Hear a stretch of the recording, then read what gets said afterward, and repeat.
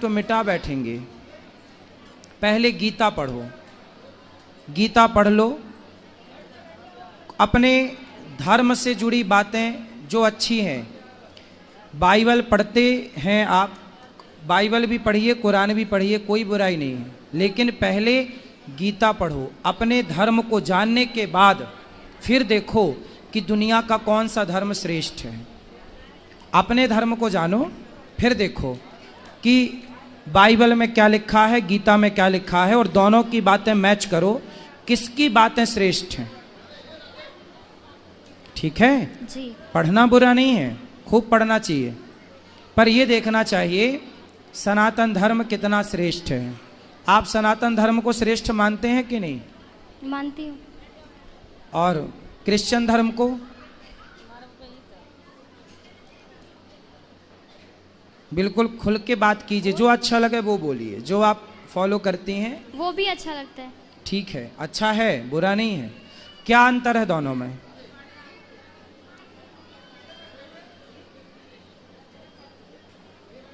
बताओ। तुलनात्मक दृष्टि तो होनी चाहिए। ये बताओ, सोना और चांदी ये दोनों का भाव एक है कि अलग अलग है? अलग अलग। क्या चांदी कभी सोने के भाव बिक सकती है? तो सोने और चांदी की तुलना कोई एक सी करे तो वो समझदार है या बेवकूफ है? बेवकूफ हैं? बेवकूफ। फिर आप तुलना करो कि हिंदू सनातन धर्म और क्रिश्चियन, ये इन दोनों में तुलना करो। हिंदू कहाँ ऊपर है, कहाँ नीचे, क्रिश्चियन कहाँ ऊपर कहाँ नीचे। तुलनात्मक दृष्टि तो होनी चाहिए ना। तुलना करो, बताओ मेरे को कौन श्रेष्ठ है? हिंदू। हिंदू किस मामले में श्रेष्ठ है? क्या अच्छाई है हिंदू के अंदर?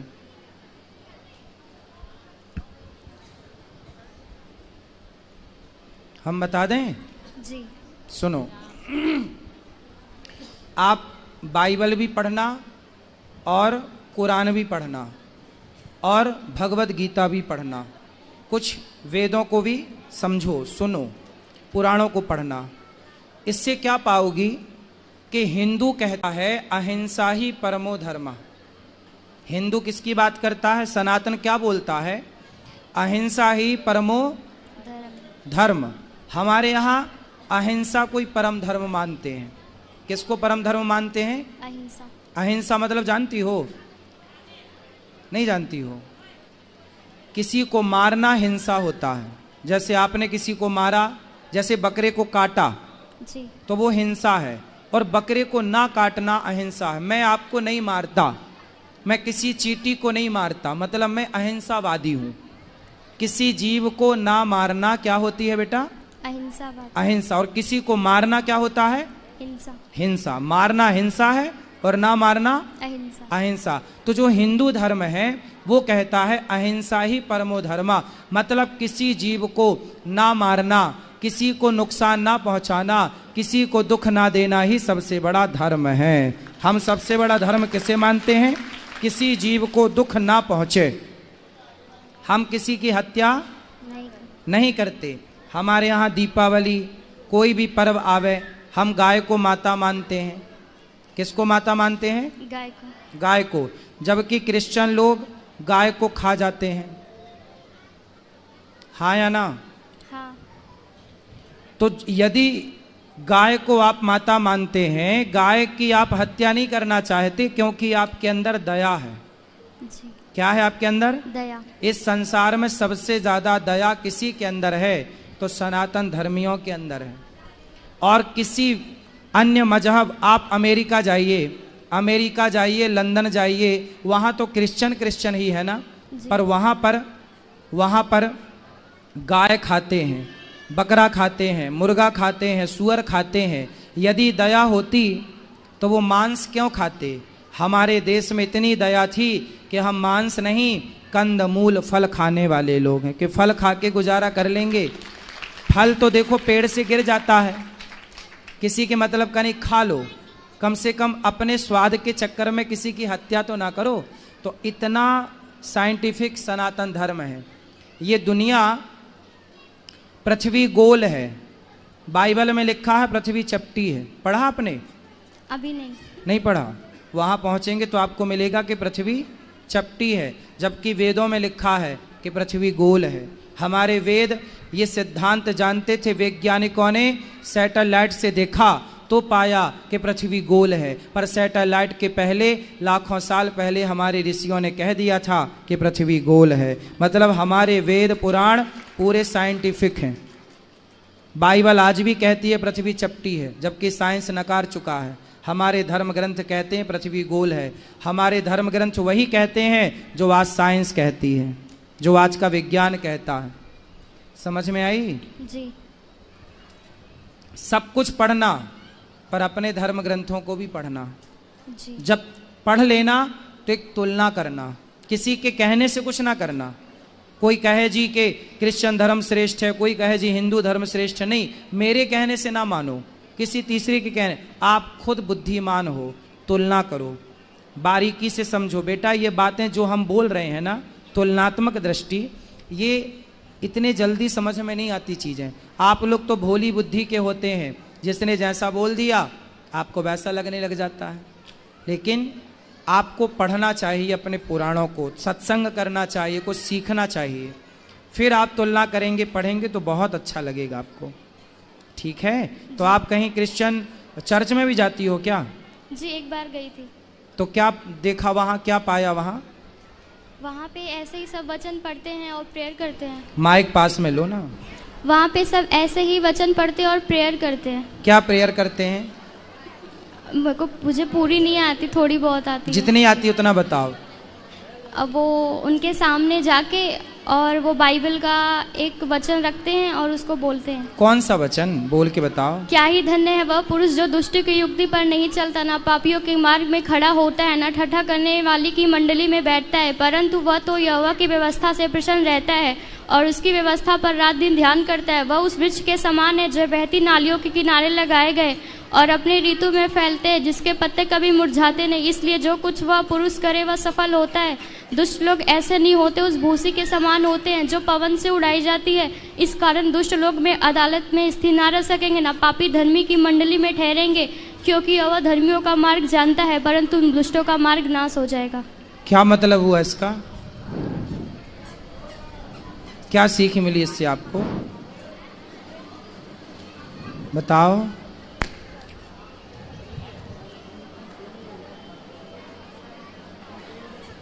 बताओ। मतलब कि बुरे लोगों के साथ नहीं रहना। बुरे लोगों के साथ नहीं रहना। अब आपको ये तो पता करना पड़ेगा कि बुरे लोग कौन हैं। जो गाय को माता मानते हैं वो बुरे हैं, या जो गाय खा जाते हैं वो बुरे हैं? अब आपको यही देखना है कि बुरे कौन हैं। गाय को माता मानने वाले लोग बुरे हैं या गाय को खा जाने वाले लोग बुरे हैं? गाय को खा जाना। तो खा जाने वाले लोग ही कह रहे हैं कि बुरी संगत ना करो, तो वो क्यों कर रहे हैं? क्यों गाय खा रहे हैं? जब वो कह रहे हैं हत्या ना करो तो क्यों हत्या कर रहे हैं? अच्छा, और क्या समझ में आया आपको?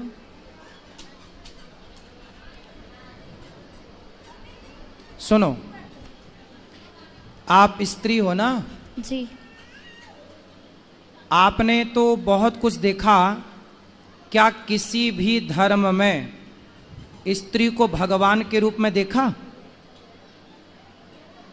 नहीं। नहीं। लेकिन हिंदुओं के यहाँ स्त्री भगवान के रूप में पूजी जाती है। जी। कौन है वो? सीता। सीता है, दुर्गा है। हमारे यहाँ साल में 2 बार नवरात्रि आती है और घर घर देवी दुर्गा की पूजा होती है। केवल हिंदू ऐसा है बेटा जो नारियों का सम्मान भगवान की तरह करता है, नारियों को देवी कहता है, और दुनिया में कोई नहीं है ऐसा जो नारियों को भगवान के दर्जे पर रखा हो। बताओ, और हिंदुओं के अतिरिक्त किस धर्म में नारियों की पूजा होती है? किसी में भी नहीं। फिर तो तुम्हारा धर्म श्रेष्ठ है या दूसरों का? हमारा। क्या श्रेष्ठता है? हमारे यहाँ केवल पुरुष की पूजा नहीं, केवल राम की पूजा नहीं, सीता राम की पूजा होती है, सीता सहित राम की। केवल कृष्ण की पूजा नहीं, राधा सहित कृष्ण की। जिस जगह कृष्ण खड़े होते हैं उसी जगह राधा खड़ी होती हैं, जिस जगह राम खड़े होते हैं उसी जगह सीता। बिना सीता के कोई मंदिर हो राम का तो बताओ, बिना राधा के कोई कृष्ण का मंदिर हो तो बताओ। भगवान के साथ स्त्री का केवल संयोग हिंदू धर्म में है, और कहीं दुनिया में स्त्री को केवल भोग का सामान समझा जाता है। पूरी दुनिया में स्त्री को क्या माना जाता है कि ये तो भोग की वस्तु है, इसलिए दुनिया च्युइंगम की तरह चबाती है। जो क्रिश्चियन देश है वहाँ क्या होता है, लड़की 18 साल की होती है चली जाती है। पश्चिमी देशों में ये कल्चर है, वहाँ लड़कियाँ जाती हैं जहाँ मन पड़े वहाँ। लड़के लोग क्या करते हैं, लड़कियों के साथ शोषण करते हैं, और वहाँ पर कोई पति नहीं होता, कोई पत्नी नहीं होती बेटा। आज इसके संग कल उसके संग, ऐसे पूरी जिंदगी गुजर जाती है, क्योंकि वहाँ नारी को भगवान के स्थान पर नहीं रखा गया। हमारे यहाँ शादी हो जाने के बाद लोग ये नहीं कहते कि पत्नी आ रही है, लोग ये कहते हैं घर में लक्ष्मी आ रही है। नारी का जितना आदर यज्ञ होता है तो पत्नी बगल में बैठती है, बिना पत्नी के यज्ञ नहीं होता। हमारे हिंदू धर्म में नारी का सम्मान, पुरुष का सम्मान, माता का सम्मान। हमारे यहाँ माता को भगवान कहते हैं, मातृ देवो भव। बताओ और किस धर्म में माता को भगवान कहा जाता? किसी में भी नहीं। किस धर्म में बाप को भगवान कहा जाता? पितृ देवो भव। हमारे यहाँ पिता को भगवान कहा जाता। और कहाँ कहा जाता है? जिस धर्म में माँ भगवान हो, पिता भगवान हो, पत्नी भगवान के तुल्य हो, वो धर्म सबसे श्रेष्ठ है बहन। इसलिए भारत विश्व गुरु था, क्योंकि भारत जो सिखाएगा दुनिया में कोई ना सिखा पाएगा। इसलिए तुम बाइबल पढ़ो, बुराई नहीं है, पर अपने धर्म को पहले जानो, अपनी संस्कृति को पहचानो पहले, फिर पढ़ो, फिर पढ़ो। सबको पढ़ना चाहिए कि भाई सबके ग्रंथों में क्या लिखा हम भी तो जाने, पर पहले अपना तो जान लो बेटा।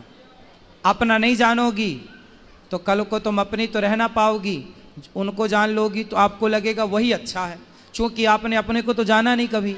अपने को जाना होता तो आपको लगता कि यार हमसे अच्छा, हमारी संस्कृति, हमारे धर्म से अच्छा तो कुछ है ही नहीं। समझ में आई? जी हाँ गुरुजी, इनका विवेक तो इतना खत्म हो गया कि अपना घर छोड़ के उसके यहाँ चली गई जहाँ चर्च है। वहाँ की 2 महिलाएं हैं, वही इनको बुलाती हैं, और ये चली गई। और हम लोग इतने परेशान हो गए कि पूछिए मत। गए ये लोग लेके आए, इनके पापा और मेरे मतलब पति गए। कथा सुनवाया करिए, सत्संग कराया करिए, ठीक। ये तो प्रसाद भी नहीं खाते गुरुजी हम भगवान जी का। बात कराओ। इतनी पागल है कि क्या बताऊं। प्रसाद क्यों नहीं खाते बेटा? उसमें लिखा है कि प्रसाद नहीं खाना चाहिए। क्यों? क्योंकि उनको छोड़ के किसी और को परमेश्वर करके नहीं मानना है।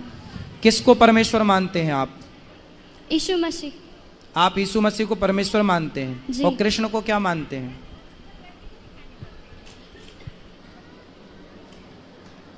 यीशु मसीह कब आए? 2000 साल पहले। 2000 साल पहले। और श्री कृष्ण कब आए? 5000 साढ़े 5000 साल पहले।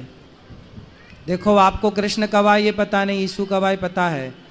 क्रिश्चियन लोग यही तो करते हैं बेटा, हिंदुओं को बरगलाकर धर्म परिवर्तन कराते हैं, और आपको लगता है कि आप अच्छा कर रहे हैं। धर्म परिवर्तन करना सबसे बड़ा अपराध है। स्वधर्मे निधनम श्रेयः परधर्मो भयावह। अपने धर्म में रहना अच्छा है। हमारे देश के राजा मर गए, मुगलों ने क्या बोला था? तलवार गर्दन में रखी, धर्म परिवर्तन कर लो। जिंदा दीवार में चुना दिए गुरु गोविंद सिंह जी के बच्चों को, सुना है आपने? जी। उनसे बोला था मुगलों ने, बच्चे थे 5 साल के, 7 साल के, 8 साल के, कि भाई धर्म परिवर्तन कर लो, लेकिन बच्चे दीवार पे चुनवा दिए गए, मर गए, वो शहीद हो गए, लेकिन उन्होंने अपना धर्म नहीं छोड़ा। ये धर्म की अखंडता है। और आप कह रही हो कि प्रसाद नहीं खाना। हमारे यहाँ तो प्रसाद को ही भगवान कहते। प्रा मतलब प्रभु के, सा मतलब साक्षात, दा मतलब दर्शन। प्रभु के साक्षात दर्शन ही प्रसाद है बेटा। प्रसाद किसे कहते हैं? जो हम लोग खाते हैं ना, पहले भगवान जी को भोग लगाते हैं। भगवान कौन? भगवान मतलब प्रकृति, भगवान। तो भा मतलब भूमि, गा मतलब गगन, वा मतलब वायु, आ मतलब अग्नि, ना मतलब नीर, पृथ्वी पंच तत्व से बनी है। पृथ्वी, जलवायु, अग्नि, आकाश, इन पंच तत्व के समूह को ही, प्रकृति को ही भगवान कहते हैं। वही हमें सब कुछ देते हैं। आप, अच्छा, हमारे भगवान, आपने कहा यीशु मसीह 2000 साल पहले आए, तो यीशु मसीह को आप क्या मानते हैं? परमेश्वर। जी। किस आधार पे मानते हैं? क्योंकि उनको शुक्रवार को मार दिया गया था और वो संडे को जिंदा हो गए थे। मतलब मार दिया गया फिर जिंदा हो गए, तो आपको लगा भगवान है? अभी उसमें ऐसा ही लिखा है वचन में। तो मतलब कोई मर के जिंदा हो जाए तो भगवान है? जी। तो ऐसे तो बहुत सारे लोग, कई बार डॉक्टर कह देता है ये मर गए, पर रास्ते में ले जाते वो जिंदा हो जाता है। ऐसा हुआ कई बार कि अर्थी निकल गई और वो उठ के बैठ गया, तो आप उसे भी भगवान मान लोगे? बेटा, कई बार ऐसा हुआ कि डॉक्टरों ने मृत घोषित कर दिया, शमशान ले जाया जा रहा था और शमशान ले जाते वो आदमी उठ के बैठ गया। ऐसा हुआ है कई बार, हाँ या ना? हाँ। फिर तो आप भगवान मान लो। ऐसे तो फिर बहुत भगवान हो जाएंगे, फिर आप किस किस को भगवान मानोगे? भगवान किसे कहते हैं बेटा? ये परिभाषा समझो। भगवान किसे कहते हैं? जो भली भांति सृष्टि उत्पन्न करे, जो सृष्टि उत्पन्न करता हो, पालन करता हो, संहार करता हो, वो भगवान कहलाता है। भगवान नारायण ब्रह्मा बन के सृष्टि उत्पन्न करते हैं, विष्णु बन के पालन करते हैं और शिव बन के संहार करते हैं। ये भगवान है। कोई मर के जिंदा हो जाए, भगवान श्री कृष्ण ने तो गिरिराज जी उठाया, भगवान ने तो अग्नि का पान किया, भगवान ने तो सांपों के बीच में जाके सर्पों को, कालिया नाग को वहां से विदा किया। इतना सा मुंह खोल के पूरा ब्रह्मांड दिखाया, ये कोई इंसान तो कर नहीं सकता था। आप कहती हो कि वो मर के जिंदा हो गए, अरे छोड़ो, भगवान श्री कृष्ण के गुरुजी सांदीपनी का बेटा कई साल पहले मर गया था, उसकी हड्डियां तक नहीं थी। गुरुजी के मरे हुए बेटे को यमपुरी से कृष्ण भगवान लेकर आए और मरे को जिंदा किया भगवान ने। आपने ये नहीं पढ़ा होगा अपने भगवान के बारे में, मरे को जिंदा, गुरुजी के पुत्र। ये पढ़ना, भागवत जी में लिखा है। यदि बाइबल पढ़ती हो तो भागवत भी पढ़ा करो बेटा।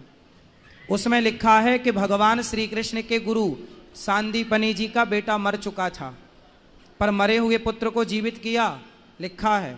पढ़ा कि नहीं आपने? पढ़ लो बेटा, पढ़ लो।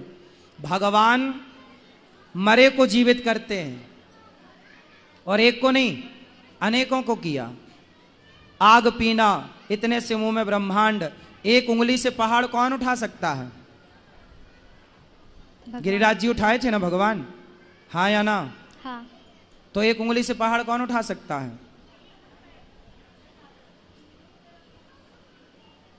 बोलो। कोई नहीं। भगवान ने तो उठाया, उठाया कि नहीं? जी। कृष्ण जी कौन है? भगवान। हैं? भगवान। कृष्ण भगवान हैं? जी। आप मानती हो कृष्ण को भगवान? जी मानती थी। मानती थी? जी। अब नहीं मानते? क्यों नहीं मानते? जब से बाइबल पढ़ने लगी तब से छोड़ दिया। जब से बाइबल पढ़ने लगी तो कृष्ण को छोड़ दिया। तो शादी हो जाएगी आपकी, कल को दूसरा पुरुष अच्छा लगने लग जाएगा तो अपने वाले को छोड़ दोगी? हाँ? दूसरे को अच्छा लगने लग जाएगा तो छोड़ दोगी? नहीं।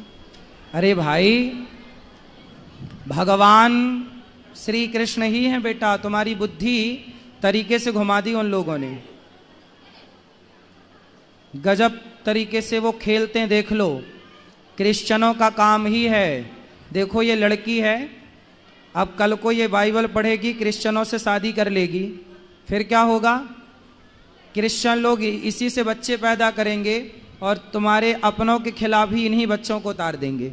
उनका एजेंडा यही है, हिंदू लड़कियों को फंसाओ और उन्हीं से बच्चे पैदा करो और हिंदुओं को उन्हीं से लड़ाओ। यही है उनका फंडा। क्रिश्चियन लोगों का यही फंडा है बेटा, है ना? चक्कर में पड़ गई हो एक पिक्चर देखी होगी आपने, कश्मीर के बाद कौन सी आई थी, कौन सी फाइल आई थी वो, कौन सी भाई बताओ? केरला, द केरला फाइल देखी हो पिक्चर? जी। क्या देखा उसमें? वो धर्म परिवर्तन कराते लड़कियों को बहका के। वही तो आपके साथ हो रहा है, और आपका धर्म परिवर्तन कर भी दिया उन्होंने। आपको पता ही नहीं चला कि आपका धर्म परिवर्तन कर दिया, माइंड वॉश कर दिया, पूरा खत्म कर दिया आपके मन से कृष्ण को और यीशु को बिठा दिया। यही तो धर्म परिवर्तन है बेटा। यही जब हुआ तब द फाइल्स, कौन सी file? Kerala, the Kerala files movie बनी। तो ये केरला मूवी में जो दिखाया गया है वो बिल्कुल सत्य घटना है। लड़कियों का ऐसे ही माइंड वॉश किया जाता है जैसे आपका हो चुका है। आप समझ लो अपनी माँ की, अपने धर्म को जानो बेटा, बहुत गलत राह पर चली जाओगी। कल को आपसे ही सारा काम करेंगे वो लोग। आप जैसी हमारे धर्म में तो कन्या को देवी कहा जाता है। आप जहां गई हो वहां तो केवल आप भोग का सामान बन के रह जाओगी, केवल भोग का सामान बन के। बुद्धि सुधार लो और यहाँ मत जाओ जहाँ जाती हो। गीता पढ़ो, मंदिर जाओ। और आप सभी से मेरी प्रार्थना है, अपने बच्चों को पहले गीता पढ़ाओ, पहले भागवत पढ़ाओ, उसके बाद कुछ पढ़ें, वरना देखो बुद्धि इस तरह से गोलमाल हो जाएगी, पता ही नहीं चलेगा। फिर कितना भी समझाए कोई, रावण को बहुत समझाया था सबने, पर जब विनाश काले विपरीत बुद्धि।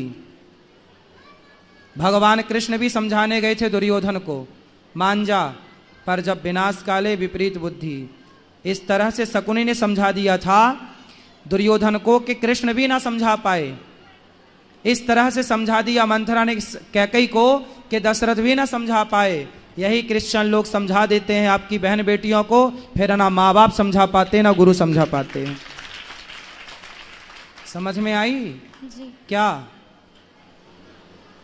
क्या समझ में आई बताओ? बताओ क्या समझ में आया बेटा आपको? अब आप जाओगी? नहीं। कहाँ? चर्च में। चर्च में जाने से कोई फायदा नहीं है बेटा। आप मंदिर जाओ, सनातनी हो, अपने धर्म को पहले पढ़ो, अपने कृष्ण को पहले जानो, अपनी साइंटिफिक संस्कृति को जानो। हमारी संस्कृति कितनी पुरानी है। क्रिश्चियन लोग, डार्विन कौन है? नहीं पता। नहीं पता। डार्विन एक क्रिश्चियन है, और डार्विन की थ्योरी कहती है कि आप बंदर की संतान हो। क्रिश्चियन कहते हैं कि आप बंदर हो, आपके पूर्वज बंदर थे। अब बताओ, यही पढ़ाया जाता है, जबकि हम हिंदू लोग मानते हैं। आपका गोत्र क्या है?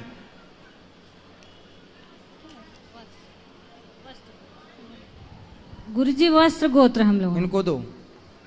आपका गोत्र जो है ना, हमारे यहाँ गोत्र होता है बेटा। हम बंदर की संतान नहीं, ऋषि मुनियों की संतान हैं, ऋषियों की संतान है हम। इसलिए हमारा तो पूरा, जिस दिन से सृष्टि बनी उस दिन से आज तक का रिकॉर्ड है। किस तरह भगवान नारायण की नाभि से कमल हुआ, कमल में ब्रह्मा जी उत्पन्न हुए, पूरा साइंस। 5.5 आप कहती हो कि यीशु का जन्म 2000 साल पहले हुआ। हमारे भगवान तो 5,500 साल पहले आए, द्वारिका का निर्माण कराया, द्वारिका के राजा बने, और जाने के पहले द्वारिका को पानी में डुबा दिया। आश्चर्य मानेंगे, वही पानी के अंदर डूबी हुई द्वारिका आज भी है। अभी मोदी जी ने जाकर पूजा किया था उस द्वारिका के अंदर, हाँ या ना? हाँ। तो हमारे अवशेष तो 5,500 साल पुराने। 7 लाख साल पहले राम आए, जिनका अवशेष आज भी राम सेतु के रूप में है। तुम तो 2000 साल पुरानी बात करती हो बेटा, हम तो 7 लाख साल पुरानी बात करें। इतना पुराना इतिहास है। जो पुराना है उसे आप जानती नहीं हो, जो आज का है उसे आप जानती हो।